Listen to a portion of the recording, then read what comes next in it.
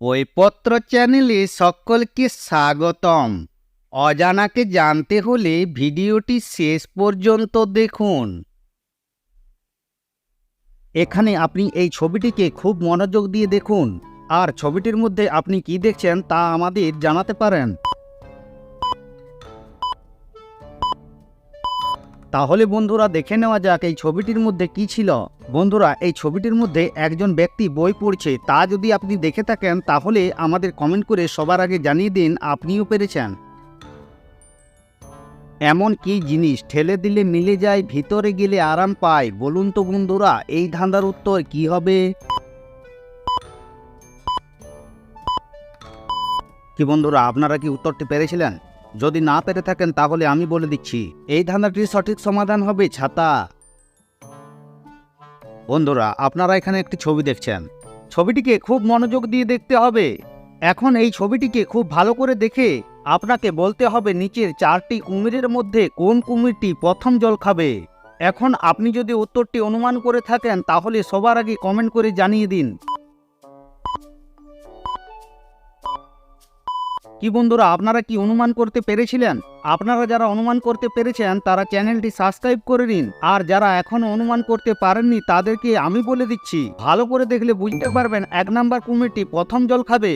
বন্ধুরা, এরকম অনেক অজানা প্রশ্নের উত্তর জানতে হলে এই চ্যানেলটিকে সাবস্ক্রাইব করে সাথে থেকে যান। দিলে ফাঁক করে, না দিলে রাগ করে।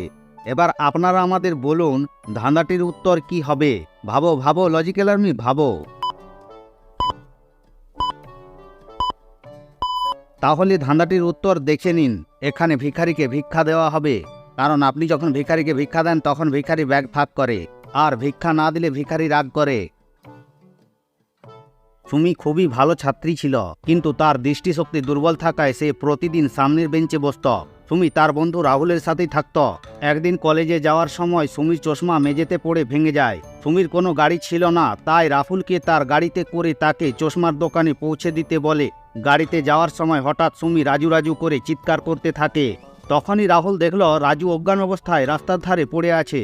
তারপর তারা গাড়ি থেকে নেমে রাজুর কাছে এলো।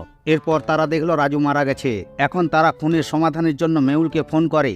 মেহুল ঘটনাস্থলে এসে দেখে সেখানে তারা 2 জন ছাড়াও আরও 2 জন ছিল, আলিয়া এবং সিকিউরিটি। এখন মেহুল এই 4 জনকে সন্দেহ করল। মেহুল প্রথমে রাজুকে জিজ্ঞাসা করলে রাহুল জানায়, আমি গাড়ি চালাচ্ছিলাম। সুমি চিৎকার করে। তখনই দেখি কেউ একজন রাস্তার ধারে পড়ে আছে। এরপর গাড়ি থামিয়ে সামনে গিয়ে দেখি রাজু মারা গেছে।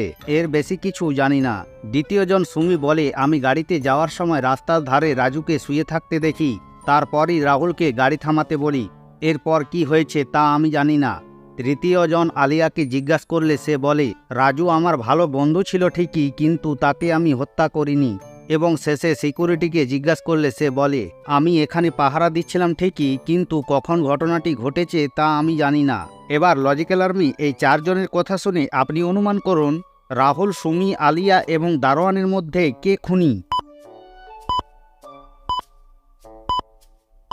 বন্ধুরা, আপনারা কি উত্তরটি পেরেছিলেন? যদি না পেরে থাকে তাহলে আমি বলে দিচ্ছি কে খুনি।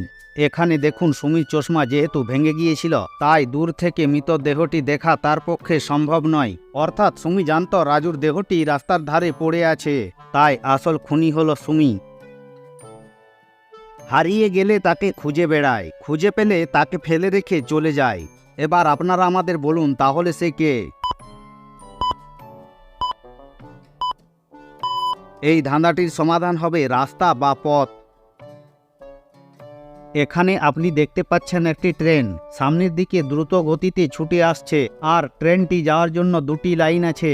প্রথম লাইনে একজন মহিলা বাঁধা অবস্থায় আছে, আর দ্বিতীয় লাইনে একজন বৃদ্ধা, একটি বাচ্চা এবং একজন মহিলা, এরাও বাঁধা অবস্থায় আছে। এবার আপনি আমাকে বলুন এখানে কে সবচেয়ে বেশি বিপদে আছে।